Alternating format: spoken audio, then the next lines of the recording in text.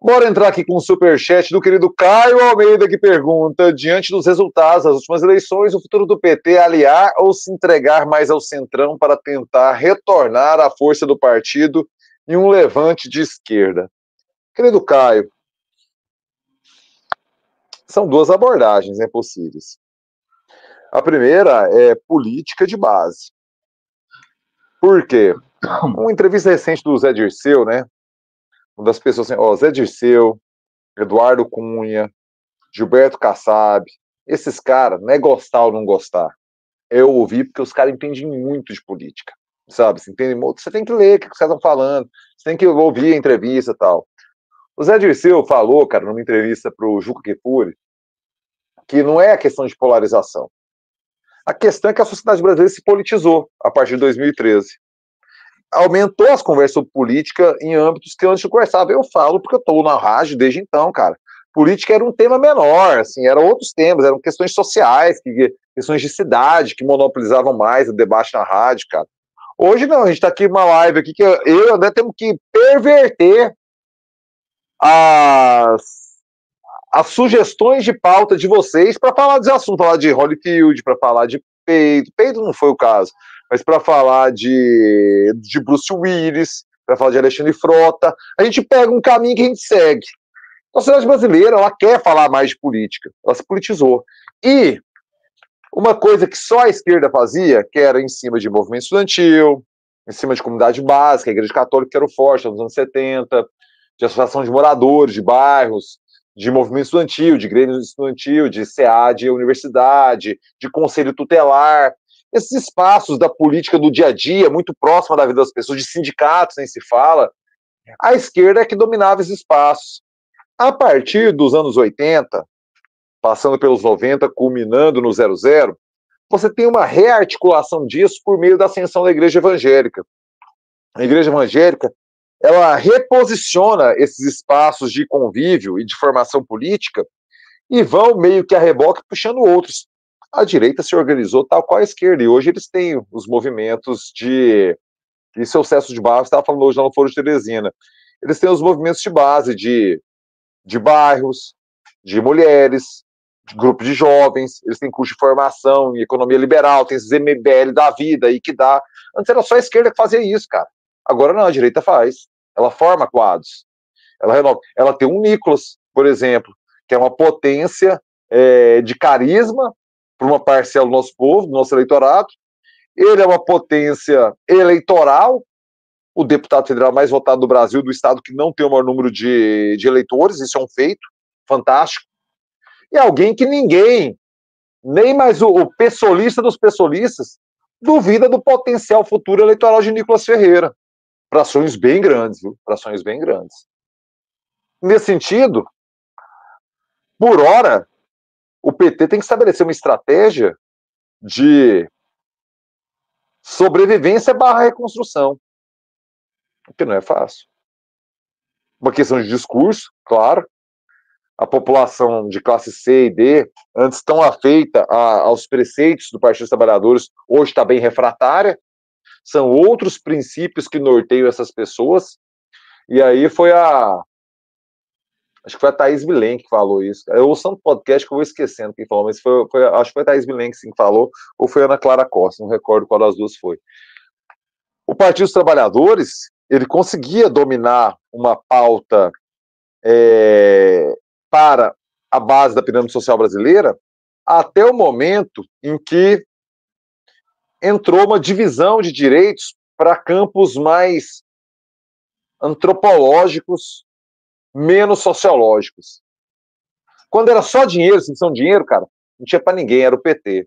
Quando falou assim, não, calma aí, agora LGBT vai ter direito, agora a gente vai dar direito para as mulheres, a gente vai fazer cota para negros. Quando começou a entrar nessa perspectiva que hoje, de forma pejorativa, chamam de identitária, o PT começa a perder a approach com essa base social mais pobre, que é essencialmente evangélica, que é essencialmente valorosa de um tipo de família, que é a gente, meio intelectual, meio de esquerda, meio chorinho, meio rock sererê, a gente acha que é página virada e não é. Para muita gente, nosso povo, esses valores são muito importantes. Questões de Deus, em quem a pessoa acredita, questões de com quem ela se casa, qual o tipo de interferência o Estado vai ter na formação do seu filho, de educação sexual. Esses valores que para nós são ponto pacífico, a parte das pessoas do nosso povo não, são relevantes, pensando de forma diametralmente oposta do que a gente pensa. E aí, qual o papel do PT? É vanguarda e ser honesto e puxar um debate para o lado que a gente acredita certo? Ou se adapta de forma pragmática barra hipócrita àquilo que o povo quer? É uma escolha de Sofia. Mas é uma decisão política a ser feita.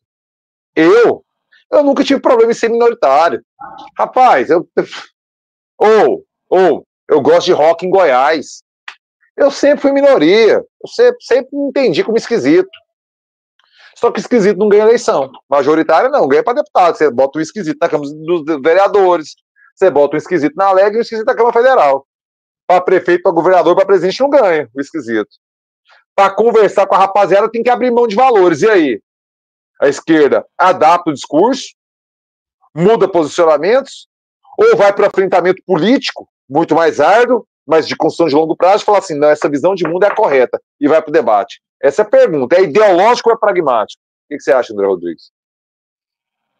Pablo Costa, quando a disputa essa está acontecendo no Brasil inteiro, nos estados nas cidades, perdão, que ainda tem segundo turno, sobretudo uma disputa pragmática, não é? Mas a guisa do seu comentário, perfeito comentário, eu queria fazer 3 observações. A primeira é o seguinte, o que está acontecendo com o PT no Nordeste é digno de reflexão, tá?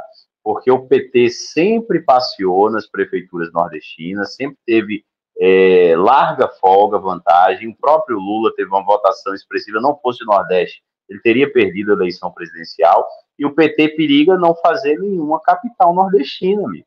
Está no segundo turno no Ceará, não é? Está no segundo turno no Rio Grande do Norte, e só. Não é, Pablo Costa? E vai perder as duas. Fortaleza e Natal, e vai perder. Não sei. Não, eu acho que no Nordeste somente isso. E perderá ambas, tá? Tá no segundo turno também, se eu não me engano, em Cuiabá, que tá no segundo turno. Cuiabá tá no segundo turno. Cuiabá tá, e Porto Alegre tá também, com a Maria do Rosário. São as 4. E, assim, periga perder as 4, tá? No Rio Grande do Sul tem mais chance, porque a terceira colocada foi a neta do Brizola, entendeu? Não, do a capital mais provável é Fortaleza. Lá no Rio Grande do Sul já perdeu. Fortaleza mesmo assim já perdeu. Tá perdendo, né? Não, Fortaleza mesmo assim tá perdendo. Tá, mas agora o Sarto não, tudo é difícil. Tudo é difícil. Claro. A mais fácil é Fortaleza e tem assim tá atrás, tá certíssimo. Cuiabá e Porto Alegre já era. A Benevides lá na sua terra. Tá dando... Porto Alegre, você viu a última pesquisa já lá? Era Porto Alegre. Já era? Já era Porto Alegre. Natal também a chance é mínima, porque o terceiro colocado, Carlos Eduardo, um candidato de centro-direita, entendeu? A tendência é que os votos dele migrem para o Paulinho Freire, que é o candidato do União Brasil. Cuiabá chegou na cagada. Cuiabá chegou na sorte. Perfeito, mas enfim, isso mostra enfraquecimento, né? Gritante complexo. No Nordeste, sobretudo, que é uma coisa digna de nota. Tá? Segunda coisa, Paulo Costa, a gente acha que o PT está vivendo uma crise. Não, o PT vai viver uma crise verdadeira quando o Lula morrer. Aí vai viver, de fato, uma crise profunda, sabe? E não tenha dúvida disso. E a terceira coisa, cara, é que é muito importante você fazer uma quantidade expressiva de municípios, porque na eleição daqui a 2 anos, quem decide deputado estadual e federal é, sobretudo, o apoio dos prefeitos, entendeu? E dos vereadores. Sobretudo dos vereadores, mas ainda mais dos prefeitos, né? E o PT fez pouquinho, assim, não é pouquíssimo, fez uma quantidade razoável de prefeituras, está ainda ali no top 10 e tal, dos partidos, com quanto em viés de queda, né? Em viés de queda. E o que me chama ainda mais atenção é o resultado nas capitais. Isso é uma coisa que para o petista, para o PT, é preocupante, né? Enfim. Basicamente essas as observações que eu tinha a fazer, Pablo Costa, mas é um assunto muito complexo, né? Demasiadamente complexo. Não, e é uma escolha de longo prazo. É difícil mesmo, cara. Não tem solução fácil, não. Ah, é fácil transformar o povo. Que é isso, cara? Argumento. A gente muitas vezes não consegue mudar a gente da nossa família de opinião, explicando tal. Só que gente que gosta da gente, que a gente viu nascer, ouviu a gente nascer, a gente não dá conta. Imagina alguém da sociedade. É difícil fazer as pessoas mudar de opinião, cara. Porra, trabalhaço. Cara, esperando ser respondido.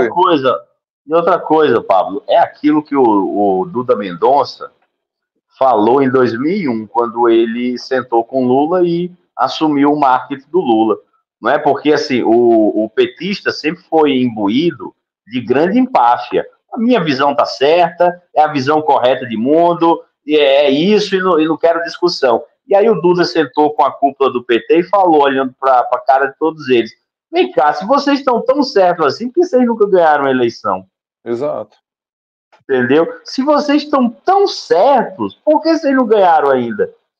E eu acho que o PT precisa de um outro alguém para dizer isso. Porque assim, o Lula ganhou, ok, morreu Maria Preá, mas a autoanálise petista, eu acredito que ainda não foi realizada, não, viu, Pablo Costa? Não, tampando o não, sol pois com a peneira, mas novamente e é essa escondendo pergunta. a realidade embaixo do tapete. Não, mas novamente essa pergunta, cara. Você vai puxar o debate ou você vai ser pragmático e se adaptar? Porque essa é uma pergunta muito existencial, não, cara. Às vezes eu acho que eu estou discutindo aqui a política é ideal. Não estou falando de eleição. Estou falando de política. Com P maiúsculo aqui, sabe? Às vezes é para perder mesmo. Só que às vezes é construir uma base. O Lula vira, na primeira candidatura, em 1982, o governo de São Paulo tem uma votação pífia. Contra burguês, vote 3. Por isso que o PT é 13, eu estava explicando pro Danilo aqui, né? Porque foram à medida que os partidos foram organizando, foram pegando os números. O PP era o 1, que era o da Arena, o PDT era o 2, o PT foi o 3, o PTB foi o 4, o PMDB foi o 5, aí depois virou o 11, o 12, o 13, o 14, o 15, que era para ir na ordem. Não era para ser número maluquete assim. Era para ir seguindo a ordem. Então os partidos foram se organizando e foram pegando os números. O Lula, em 82, a campanha, o marketing era contra burguês, vote 3. Isso chega em 2002, com Lulinha Paz e Amor, com a campanha do Duda Mendonça, o cara passando um sinaleiro, vendo uma criança pobre ali. Se você ficou com dó, se você acha isso injusto, você também tem um pouco de PT. Do contra burguês, vote 3, ô burguês, a gente também não quer ninguém na rua. Olha a mudança discursiva de 82 para 2002, quando ganha a eleição. Aí, o Lula adaptou um discurso e ganhou a eleição. É possível, nesse momento, adaptar ao que o povo acha, tendo em vista que já estamos agora aqui no 6º, não, perdão, no 5º, presidente eleito, mesmo partido de um campo centro-esquerda, depois de já 13 anos, 15 anos de governo de esquerda nesse país, a pauta ainda é aquela? Ok, 2013 foi um recorte, o PT toma aquele golpe lá em 2016, que a gente sabe que não tinha elementos nenhum efetivamente criminosos para derrubar a Dilma, hoje isso é muito claro. A gente tem uma ascensão do neofascismo com Jair Bolsonaro, muito forte eleitoralmente, a gente viu em 2022, a gente viu em Goiânia, em 24 agora. Ok, o mundo é outro. E aí a pergunta é de cunho filosófico, André Rodrigues.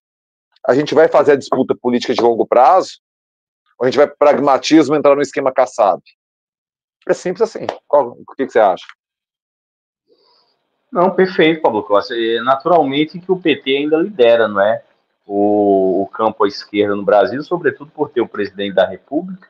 Não é? Quem tem o presidente da República tem muita coisa, né? Apesar da derrota agora nas eleições municipais, né? A derrota massacrante do PT, né? Do PT e de alguns outros partidos, como por exemplo o PSDB, né? O PSDB é impressionante o que se tornou o PSDB. 21 prefeituras em São Paulo, tá? Chegou a ter 200 e tanto, não é? Tudo bem. Mas eu acredito que em política, Pablo Costa, a gente tem que ser sempre pragmático, sobretudo em eleição. Então você é Kassab. Eu acredito. Você é do time Kassab. E o Kassab tem o que hoje? Só o maior partido do Brasil. Só o maior partido do Brasil, né? Morreu Maria Pré. É isso. Eu tenho uma visão um pouco mais idealizada, embora seja bem pragmático, mas eu acho que tem pautas que não dá para abrir a mão, cara. Então ele tem que ir para a construção política, tem coisa que não dá para abrir. Tem princípios negociáveis. Por isso que eu não sou político, inclusive, né? Por isso que eu jamais fui candidato. Convite não faltou, viu, André? Isso aí eu posso te falar. Convite não faltou. Mas assim, tá louco? Eu vou entrar nessa? Ih, caiu aqui do meu computador. Você tá de boa aí? Você tá me ouvindo tranquilo? Aqui tá de boa. Eu tô te não, ouvindo, você me ouve? eu tô só sem retorno aqui, não. Te ouço aqui sim. Tô só sem retorno aqui em relação ao computador. Mas, Caio, eu vi aqui já a sua mensagem, que ficou satisfeitaço com a resposta. Agradecer, agora abriu aqui Goiânia Negócios Imobiliários, que mandou. Você mandou pelo CPF da empresa, viu? No caso, CNPJ, aqui o Pix, viu, cara? Eu não sei quem foi, porque você mandou, você não trocou a conta, então chegou pela sua empresa. Goiânia Negócios Imobiliários mandou um Pix e também o Lucas Gomes Silva. Muito obrigado pelo Pix, querido Lucas Gomes Silva, que fortaleceu o trampo aqui do trabalhador precarizado, uberizado do Brasil. Com atuação em 6 estados, a Resitrate transforma efluentes em soluções sustentáveis. A Resitrate trabalha com efluentes gerados em lavadores de veículos, oficinas, indústrias, aterros sanitários, lavanderias, hotéis, condomínios e muito mais. A Resitrate transforma esgoto em soluções sustentáveis.